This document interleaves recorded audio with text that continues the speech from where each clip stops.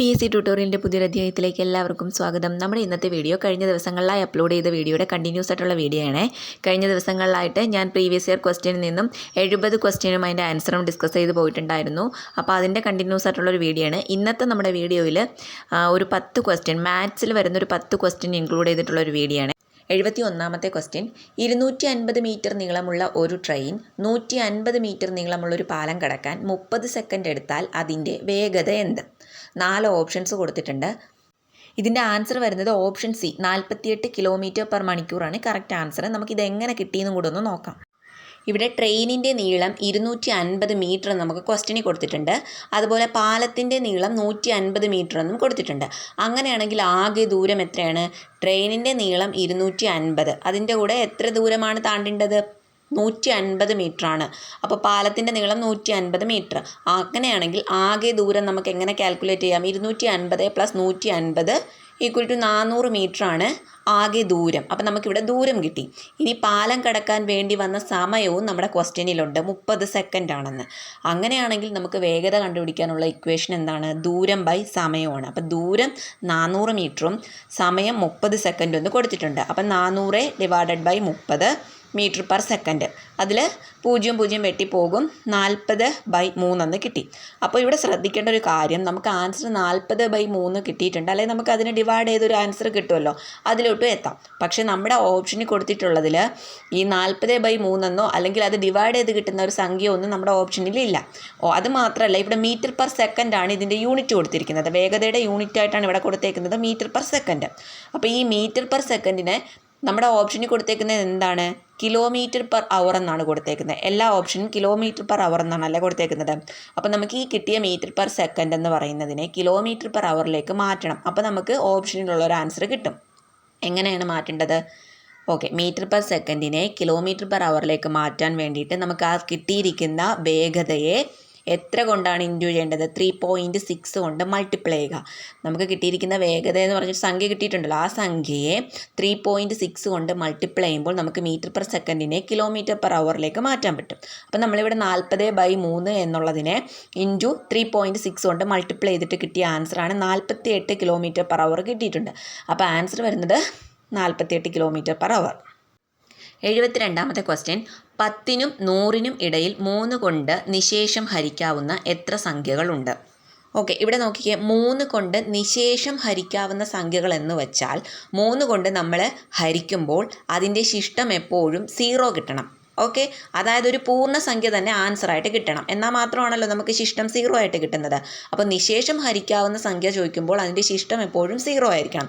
അപ്പോൾ ഇവിടെ 10നും 100നും ഇടയിൽ വരുന്ന 3ൻ്റെ ഗുണിതങ്ങൾ നോക്കിയാൽ മതി. 3 കൊണ്ട് ഹരിക്കാൻ കഴിയുക എന്ന് പറയുമ്പോൾ 3ൻ്റെ ഗുണിതങ്ങൾ നമ്മൾ നോക്കുക.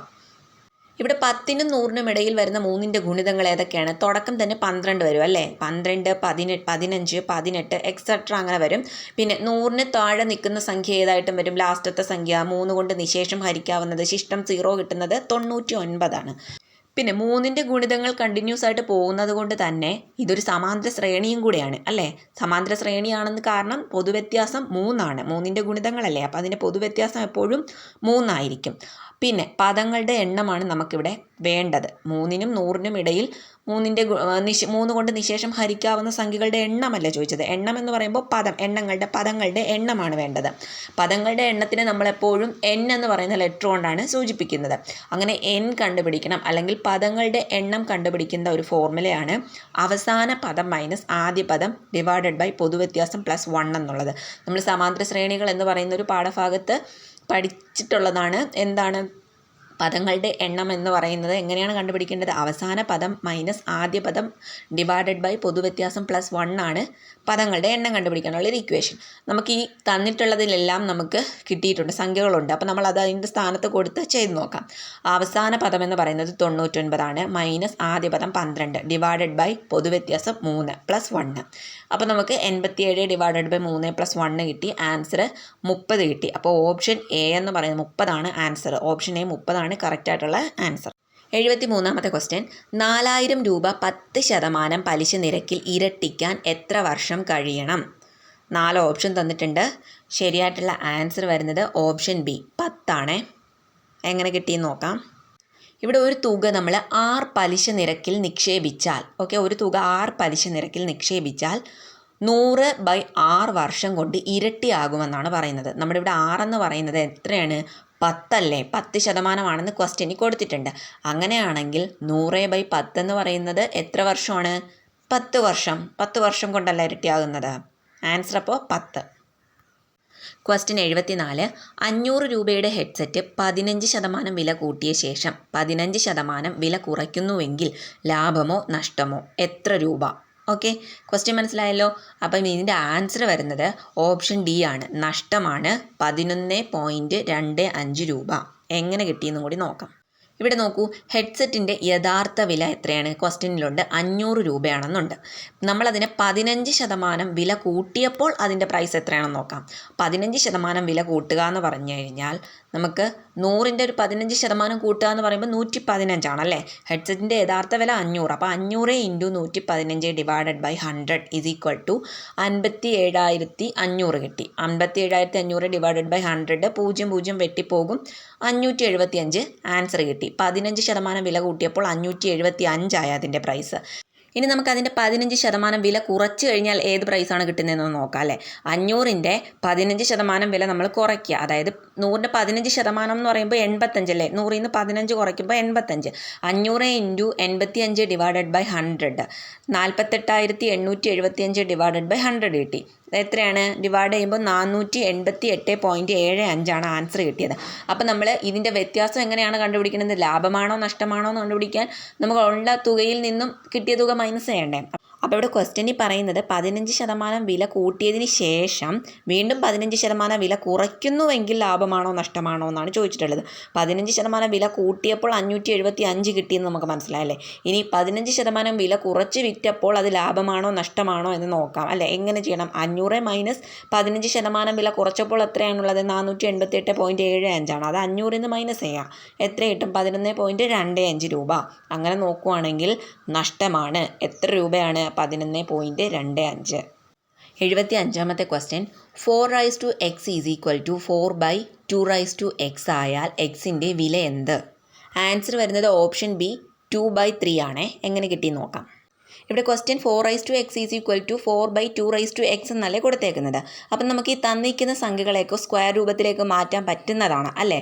4നെ നമുക്ക് 2² ആക്കാം അല്ലേ? അപ്പോൾ അവിടെ എങ്ങനെ വരും?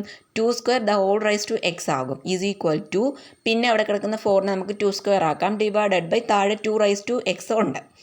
ഇവിടെ 2² നെ 2/2x എന്നാക്കാം അല്ലേ? അവിടെ 2 × x എന്ന് പറഞ്ഞാൽ 2x ആണ്. അപ്പോൾ 2/2x കിട്ടി ഈസ് ഈക്വൽ ടു 2² ഉണ്ട്, 2² ഡിവൈഡഡ് ബൈ 2/x അല്ലേ അവിടെ കിടക്കുന്നത്. അപ്പോൾ നമുക്ക് ഈ ഡിവൈഡഡ് ബൈ 2/x ഈക്വൽ ടുവിന് ഇപ്പുറത്ത് കൊണ്ടുവരുമ്പം അത് ഇൻറ്റു ആകും, മൾട്ടിപ്പിൾ ആകും, മൾട്ടിപ്പിൾ 2/x ആകും. അപ്പോൾ നമുക്ക് 2/2x × 2/x is equal to 2² എന്നുള്ളൊരു ഇക്വേഷൻ കിട്ടി. ഈ ഒരു ഇക്വേഷൻ ഏതൊരു ഫോർമാലിറ്റിയിലാണ് കിടക്കുന്നത്? ഏത് ഇക്വേഷൻ്റെ രൂപത്തിലാണ് കിടക്കുന്നത്? a⁻m × a⁻n is equal to a⁻m + n എന്നൊരു രൂപത്തിലാണ്, എന്നൊരു ഇക്വേഷൻ്റെ രൂപത്തിലാണ് ഇപ്പം നമുക്ക് കിട്ടിയൊരു ഇക്വേഷൻ കിടക്കുന്നത്. അങ്ങനെയാണെങ്കിൽ a⁻m is equal to a⁻n ആയാൽ m is equal to n അല്ലേ? അങ്ങനെ ആയാൽ 2/2x + x എത്രയാണ്? 3x ആണ്. അപ്പം 2/3x കിട്ടി ഈസ് ഈക്വൽ ടു, അപ്പുറത്തൊരു 2² കിടപ്പുണ്ട്. അപ്പോൾ നമ്മൾ ആ 2² അതുപോലെ എഴുതിയിട്ടുണ്ട്. ഇനി നോക്കിക്കേ, 2/3x ഈസ് ഈക്വൽ ടു 2² കിട്ടി. അതായത് 2/3x ഈസ് ഈക്വൽ ടു 4 എന്ന് കിട്ടി. ഇനി നമ്മൾ ആ കണ്ടുപിടിക്കേണ്ട x ഉള്ളത് മാത്രം അവിടെ വച്ചിട്ട് ബാക്കി സമത്തിന് അപ്പുറത്ത് കൊണ്ടുപോകുക. അപ്പോൾ 3x is equal to 4 already അവിടെ ഉണ്ട്. ഇവിടെ മൾട്ടിപ്ലൈ ചെയ്ത് വെച്ചേക്കുന്ന 2 അല്ലേ? ആ 2 ഈക്വൽ ടുവിന് അപ്പുറത്ത് പോകുമ്പോൾ ഡിവൈഡ് ആകും. അപ്പോൾ 3x ഈസ് ഈക്വൽ ടു 4/2 ആയി. 3x ഈസ് ഈക്വൽ ടു 4/2 എത്രയാണ്? 2 കിട്ടി. അങ്ങനെയാണെങ്കിൽ നമുക്ക് എന്താണോ കണ്ടുപിടിക്കേണ്ടത് മാത്രം അവിടെ വെച്ചിട്ട് ബാക്കി കൂടെ ഉള്ളതൊക്കെ നമ്മൾ സമത്തിനപ്പുറത്ത് കൊണ്ടുപോകുക. കണ്ടുപിടിക്കേണ്ടത് x ആണ്. അപ്പോൾ x മാത്രം അവിടെ വെച്ചിട്ട് x is equal to, already അവിടെ ഒരു 2 കിടപ്പുണ്ട്. 2ൻ്റെ കൂടെ ഈ 3 എന്താണ് ചെയ്തിരിക്കുന്നത്? എക്സിൻ്റെ കൂടെ മൾട്ടിപ്ലൈ ചെയ്തിരിക്കണം. അപ്പോൾ മൾട്ടിപ്ലൈ ചെയ്ത 3 ഈക്വൽ ടുവിന് അപ്പുറത്ത് പോകുമ്പോൾ ഡിവൈഡ് ആകും. അപ്പോൾ x ഈസ് ഈക്വൽ ടു 2/3 കിട്ടി. 76ാമത്തെ ക്യാൻസൽ ആയിട്ടുള്ള ഒരു ക്വസ്റ്റ്യൻ ആണ്. 77ാമത്തെ ക്വസ്റ്റ്യൻ. ഒരു ക്ലോക്കിലെ സമയം 8 മണി 10 മിനിറ്റ് എങ്കിൽ മിനിറ്റ് സൂചിക്കും മണിക്കൂർ സൂചിക്കും ഇടയിലുള്ള കോണളവ് എത്ര? ആൻസർ വരുന്നത് ഓപ്ഷൻ ഡി 185 ഡിഗ്രിയാണ്. എങ്ങനെ കിട്ടി നമുക്ക് നോക്കാം. ഒരു ക്ലോക്കിനെ നമ്മൾ സർക്കിളായിട്ട് പരിഗണിക്കുമ്പോൾ ആകെ ഡിഗ്രി അളവെന്ന് പറയുന്നത് 360 ഡിഗ്രി ആയിട്ടാണല്ലോ പരിഗണിക്കുന്നത്. അപ്പോൾ അതിന് 12 ഭാഗങ്ങളായി വിഭജിക്കപ്പെട്ടിരിക്കുന്നതിനാൽ രണ്ട് സംഖ്യകൾക്കിടയിലുള്ള കോണളവിനെ നമ്മൾ 30 ഡിഗ്രിയായി കണക്കാക്കിയിരിക്കുന്നു. ഓക്കെ, അതായത് ഓരോ 5 മിനിറ്റ് സൂചി സഞ്ചരിക്കുമ്പോഴും 30 ഡിഗ്രി ചുറ്റുന്നതായിട്ട് പരിഗണിക്കുന്നു. മണിക്കൂർ സൂചി 2.5 ഡിഗ്രി വീതം ചലിക്കുന്നു. 5 മിനിറ്റിൽ മണിക്കൂർ സൂചി 2.5 ഡിഗ്രി മുന്നോട്ട് ചലിക്കുന്നു. അങ്ങനെയാണെങ്കിൽ 10 മിനിറ്റിൽ മണിക്കൂർ സൂചി എത്രയായിരിക്കും? 2.5 + 2.5 അല്ലേ, 5 ഡിഗ്രി മുന്നോട്ട് ചലിക്കുന്നു. അങ്ങനെയാണെങ്കിൽ 15 മിനിറ്റിൽ മണിക്കൂർ സൂചി 7.5 ഡിഗ്രിയാണ് മുന്നോട്ട് ചലിക്കുന്നത്. ഓക്കെ, പകുതിയായിട്ട് കണക്കാക്കിയാൽ മതിയേ. ഇവിടെ നോക്കി ഞാൻ 2 ക്ലോക്ക് വരച്ചിട്ടുണ്ട്. ഒന്നാമത്തെ ക്ലോക്കിൽ മണിക്കൂർ സൂചി 8ലും കറക്റ്റ് 8ൻ്റെ നേർക്കും മിനിറ്റ് സൂചി കറക്റ്റ് ആ ഒരു 2ൻ്റെ നേർക്കും, അതായത് 10 മിനിറ്റിൻ്റെ ആ ഒരു കറക്റ്റ് നേർക്കുമാണ് ഇരിക്കുന്നത്. രണ്ടാമത്തെ ക്ലോക്കിൽ മണിക്കൂർ സൂചി കറക്റ്റ് 8ൻ്റെ നേർക്കല്ല വരച്ചിരിക്കുന്നത്. 8ൽ നിന്നും കുറച്ചും കൂടി ഡിഗ്രി മുന്നോട്ട് ചലിച്ചിരിക്കുന്നതായിട്ടാണ് കാണിച്ചിരിക്കുന്നത്. അങ്ങനെ നോക്കുവാണെങ്കിൽ നമുക്കിവിടെ കിട്ടേണ്ടത് മിനിറ്റ് സൂചിക്കും മണിക്കൂർ സൂചിക്കും ഇടയിലുള്ള കോണളവാണ് കിട്ടേണ്ടത്. ആ വലിയൊരു കോണളവുണ്ടല്ലോ, അതാണ് നമുക്ക് കിട്ടേണ്ടത്. 8, 10 എന്നല്ല ഇപ്പോൾ കൊടുത്തേക്കുന്നത്. ആ 10ൽ നിന്നും മിനിറ്റ് സൂചി 10ൽ നിന്നും 15ലേക്ക് എത്താൻ വേണ്ടിയിട്ട് 30 ഡിഗ്രി കോണളവാണ് സഞ്ചരിക്കുന്നത്. വീണ്ടും അത് 20ലേക്ക് എത്താൻ വേണ്ടിയിട്ട് വീണ്ടും ഒരു 30 ഡിഗ്രിയാണ് സഞ്ചരിക്കുന്നത് അല്ലേ. അപ്പം നോക്കുവാണെങ്കിൽ ഇതിനിടയ്ക്കുള്ള ഗ്യാപ്പ് നോക്കിയാൽ 2നും 3നും 4നും 5നും 6, 7, 8 ഇതിന് ഇത്രയും ഇടയ്ക്ക് 1, 2, 3, 4, 5, 6 ഉണ്ട്. 6 × 30 എന്ന് പറയുമ്പോൾ എത്രയാണ്? 180 കിട്ടി. ഓക്കെ, 180 കിട്ടി. പിന്നെ ഇവിടെ പറയുന്നുണ്ട് 5 മിനിറ്റിൽ മണിക്കൂർ സൂചി 2.5 ഡിഗ്രിയാണ് മുന്നോട്ട് ചലിക്കുന്നതെന്ന് പറയുന്നത് അല്ലേ. അപ്പോൾ ഇവിടെ എത്രയാണ്? 8, 10 ആണ്. അപ്പോൾ 10 മിനിറ്റിൽ മണിക്കൂർ സൂചി എത്ര ഡിഗ്രി മുന്നോട്ട് ചലിക്കും? 5 ഡിഗ്രി മുന്നോട്ട് ചലിക്കും. ഓൾറെഡി ഇവിടെ 180 കിട്ടി. അതിൻ്റെ കൂടെ ഒരു 10 മിനിറ്റും കൂടെ മണിക്കൂർ സൂചി മുന്നോട്ട് ചലിച്ചല്ലേ. അപ്പോൾ 180 + 5 185 ആണ് ആൻസർ. 78ാമത്തെ ക്വസ്റ്റ്യൻ, ഡിവൈഡ് എന്നാൽ മൈനസും പ്ലസ് എന്നാൽ ഡിവൈഡും ഇൻറ്റു എന്നാൽ പ്ലസും മൈനസ് എന്നാൽ ഇൻറ്റുവുമാണെങ്കിൽ 15 + 3 ÷ 7 × 3 - 4 എത്രയെന്നാണ് ക്വസ്റ്റ്യൻ. ആൻസർ വരുന്നത് ഓപ്ഷൻ ഡി 10 ആണ്. എങ്ങനെയാണ് കിട്ടിയെന്ന് നോക്കാം. ഇങ്ങനത്തെ ഒരു ക്വസ്റ്റ്യൻ കാണുമ്പോൾ തന്നെ ഫസ്റ്റ് ചെയ്യേണ്ടത് ഞാൻ ഈ റെഡ് ഇങ്ക് കോളത്തിൽ തന്നിരിക്കുന്ന ഈ ഒരു ഓർഡറിൽ തന്നെ ഈ ചിഹ്നങ്ങളെല്ലാം എഴുതി വെക്കുക. ഈ ഒരു ഓർഡറിൽ നമ്മൾ ചെയ്ത് കഴിഞ്ഞ് കഴിഞ്ഞാൽ നമുക്ക് ആൻസർ കറക്റ്റായിട്ട് കിട്ടും കേട്ടോ. അതിനുശേഷം ക്വസ്റ്റ്യനിൽ തന്നിരിക്കുന്ന ചിഹ്നങ്ങളുടെ വാല്യൂ ക്വസ്റ്റ്യൻ പറഞ്ഞിരിക്കുന്ന പോലെ തന്നെ എടുത്തെഴുതുക. ഇവിടെ divide = minus, plus = divide, into = plus, minus = into ആണെന്ന് കൊടുത്തിട്ടുണ്ട്.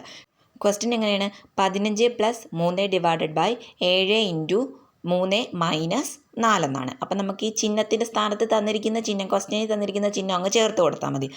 അങ്ങനെയാണെങ്കിൽ 15 ÷ 3 - 7 + 3 × 4 എന്നൊരു രൂപത്തിൽ നമുക്കാകും. ഞാൻ പറഞ്ഞ ആ ഒരു ഓർഡറിൽ തന്നെ ചെയ്തു പോകുക. ഫസ്റ്റ് ഇൻറ്റു ചെയ്യുക, പിന്നെ ഡിവൈഡ് ചെയ്യുക, അത് കഴിഞ്ഞ് മൈനസ് ചെയ്യുക, ലാസ്റ്റ് അഡീഷൻ ചെയ്യുക. അപ്പോൾ 15 ÷ 3 - 7 + 3 × 4 എത്രയാണ്? 12. അതുപോലെ എഴുതി. ഇനി ഡിവൈഡ് ചെയ്യണം. 15/3 എത്രയാണ്? 5 - 7 + 12 അതുപോലെ എഴുതി. ഇനി നമ്മൾ മൈനസ് ആണല്ലേ ചെയ്യേണ്ടത്. ഇവിടെ 5 - 7 എത്രയാണ്? ചിഹ്നങ്ങൾ ഇവിടെ വ്യത്യസ്തമായിട്ടാണല്ലേ വന്നേക്കുന്നത്. +5 - 7 എന്നല്ലേ. അപ്പോൾ ചിഹ്നങ്ങൾ വ്യത്യസ്തമായിട്ട് വന്നാൽ വലുതീന്ന് ചെറുത് കുറച്ചിട്ട് വലുതിൻ്റെ ചിഹ്നം ഇടുക. അതായത് 7ൽ 5 കുറയ്ക്കുമ്പോൾ 2 കിട്ടും. വലുതിൻ്റെ ചിഹ്നം ഏതാണ്? മൈനസ്. അപ്പം -2 + 12 എന്നൊരു രൂപത്തിൽ നമുക്ക് കിട്ടി. ഇനി ചിഹ്നങ്ങൾ വ്യത്യസ്തമായിട്ട് വന്നാൽ എന്താണ് ചെയ്യേണ്ടത്?